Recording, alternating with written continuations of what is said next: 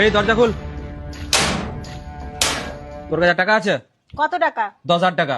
আমার কাছে নেই। তোর কাছে কোন দিন টাকা থাকে বল দেখিন? হ্যাঁ, কোনদিনও টাকা থাকবে নি। এই মা, তোর কাছে টাকা আছে? না আমার কাছেও নেই।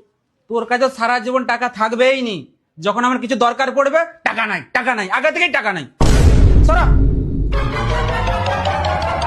আরে দাদা, তোমাকেই খুঁজতেছিলাম, কোথায় গিয়েছিলে? আরে শাড়িকে প্রোটেকশন দিতে নিয়ে ও, বলছি এলো 500 টাকা দিয়ে গেছিলাম, 14,500 টাকা নিয়ে এলাও।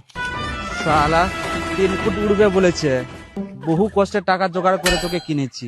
হ্যাঁ, রোজ কিন্তু আমাকে মাংস খাওয়াতে হবে। হ্যাঁ, ঠিক আছে? ওই দেখ, তোর জন্য মুরগি কিনে নিয়ে এলাম, তোকে রোজ মাংস খাওয়াবে এবারে। কত টাকা নিয়েছে? বেশি লাইনি, 5,000 টাকা নিয়েছে। এই তোমার কাছে তো টাকাই ছিল না, কোথায় তুমি টাকা পেলে? বলো না, বলো। আমি তোমাকে কিছুই করবো না।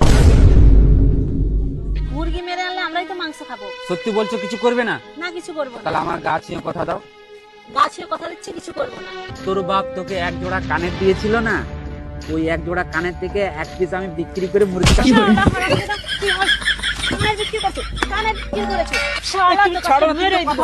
বাবা, তুমি কি নিয়ে বলো তো বেটাটাকে এভাবে মারতেছো? তোমার বেটা কি করেছে জানো? আমার বাপ যে এক জোড়া কানের দিয়েছিল, সেখান থেকে একটা বিক্রি করে এই মুরগিটা কিনে এনেছে। কি? মা, কি করে? কি করে?